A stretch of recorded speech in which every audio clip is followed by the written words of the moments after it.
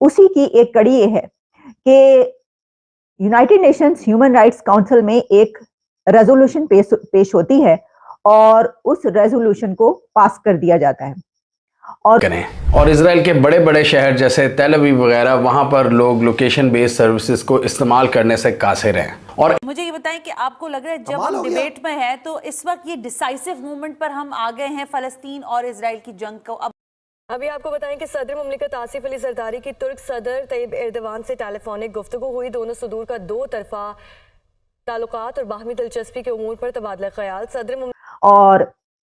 ये वो तीसरी रेजोल्यूशन थी। तो जहां पर उसने ये देखा इंडिया ने कि यहाँ पर ये एक असूली स्टैंड है, इसको सही कहना चाहिए, उन्होंने वहां पर अपना वोट दिया, ये देखे बिना कि इसके ऊपर इसराइल नाराज होगा। ये हम पहले भी देखते रहे हैं कि जहां पर ऐसा कोई एक स्टैंड होता है कि जो होना चाहिए वो ये समझते हैं कि नहीं ये बात अगर सही है तो इस पे अगर दोस्त भी नाराज हो रहा है तो वो उससे पीछे नहीं हटते, वो बात करते हैं। लेकिन पाकिस्तान ने दोस्तों के कहने पर या दोस्तों के जितने भी यानी दोस्त क्या जितने भी मुस्लिम उम्मा के जो भी कंट्रीज उसमें शामिल है उन सब के आगे होकर वो वाली रेजोल्यूशन जो है वो पास करवाई। और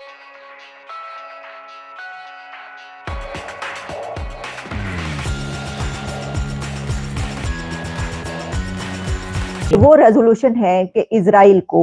हथियार ना दिए जाएं। इसमें 28 कंट्रीज इस रेजोल्यूशन को सपोर्ट करते हैं, जबकि इसमें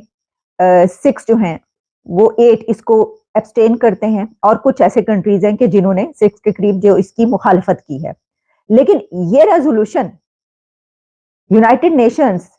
ह्यूमन राइट्स काउंसिल में पेश की जाती है पाकिस्तान की तरफ से।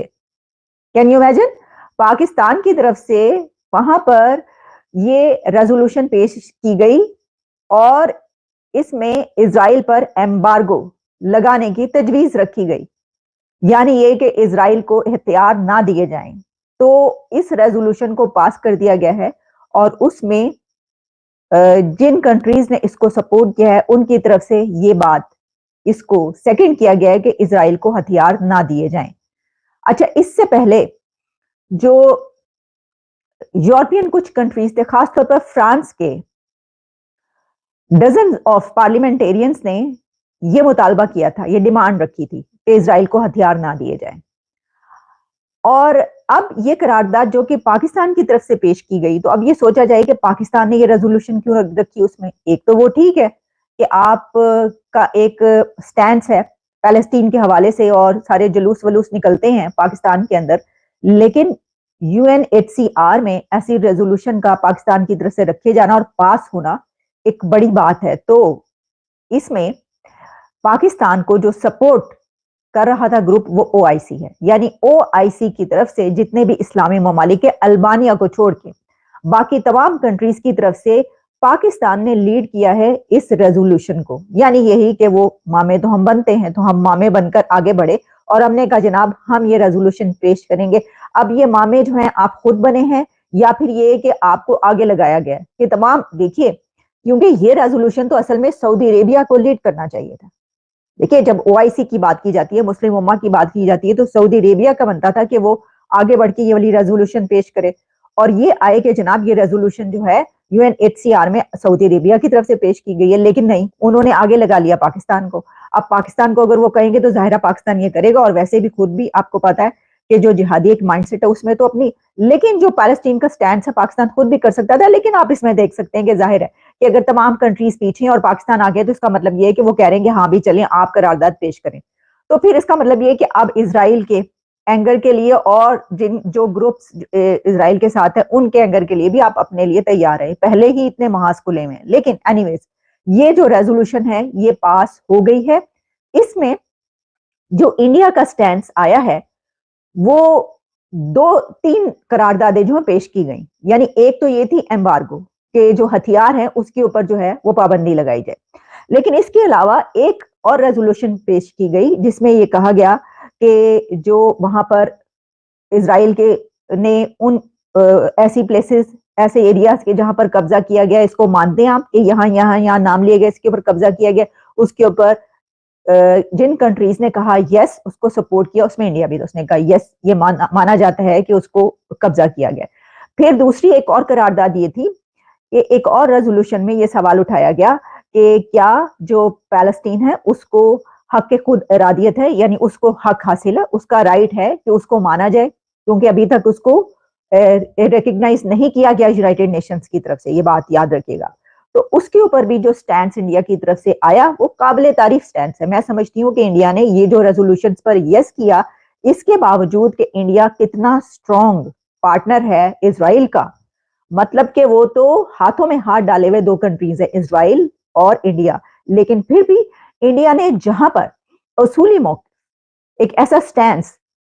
آنا چاہیے تھا جس کے اوپر اس نے کہا ہاں مانا کہ ہاں یہ بات جو ہے یہ صحیح ہے اور اس کو ہم انڈورس کرتے ہیں۔ لیکن جو تیسری قرارداد ہے ریزولوشن جس میں کہ ایمبارگو کی یا ہتھیار نہ دینے کی، یہ امریکہ سے کہا گیا ہے کہ اس کو ہتھیار نہ دیے جائیں، بلکہ پوری دنیا کے کنٹریز سے یہ کہا گیا ہے کہ اسرائیل کو ویپنز نہ دیے جائیں، ہتھیار نہ دیے جائیں، تاکہ وہ جو ایک جنوری میں یہ بات کہی گئی تھی یونائٹڈ نیشنز میں، یہ رکھی گئی تھی قرارداد کہ وہاں پہ کیونکہ نسل کشی ہو رہی ہے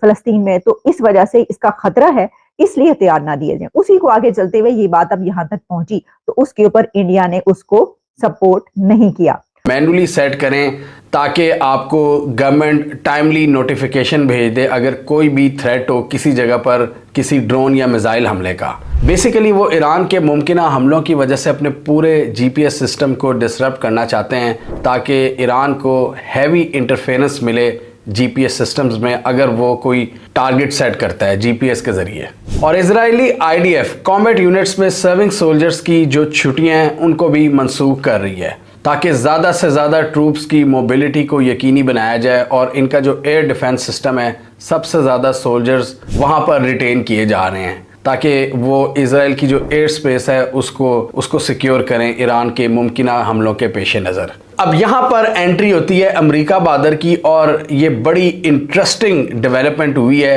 امریکہ جس طرح رسپونڈ کر رہا ہے اور کلیئرلی امریکہ ڈرا ہوا ہے۔ بائیڈن ایڈمنسٹریشن کو بھی اطلاعات مل چکی ہیں،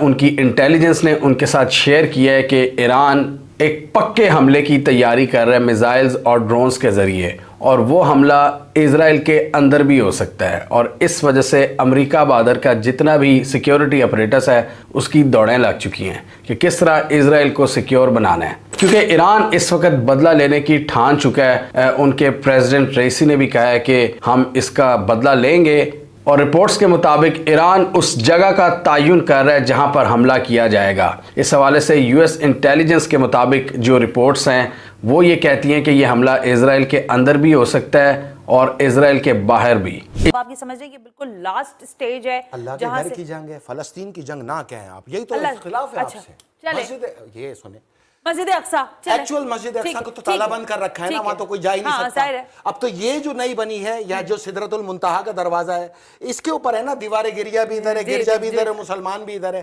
ہم یہ دیکھیں، ہم نے جو آسان سی آپ کو بات بتانی ہے، اللہ کا دین چلا، حضرت موسیٰ پہ آیا ہیکل سلمانی آیا، حضرت عیسیٰ آئے تو وہ کلیسیا بن گیا، اور جب اسلام آیا تو آٹومیٹک مسجد بن گئی نا۔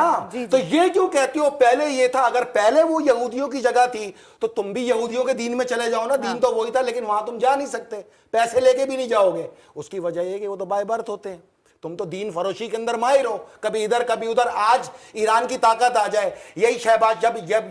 جب امریکہ طاقت آیا تو یہ میاں نواز شریف تھا، جب سعودی آیا تو اس نے لگایا میاں محمد نواز شریف، اب ایران آ رہا ہے تو یہ لگائے گا میاں محمد نواز شریف۔ بوترا بھی ان کا کیا ہے، جدھر مفاد ادھر گھس جائیں گے۔ دین ایمان کی جنگ کے اندر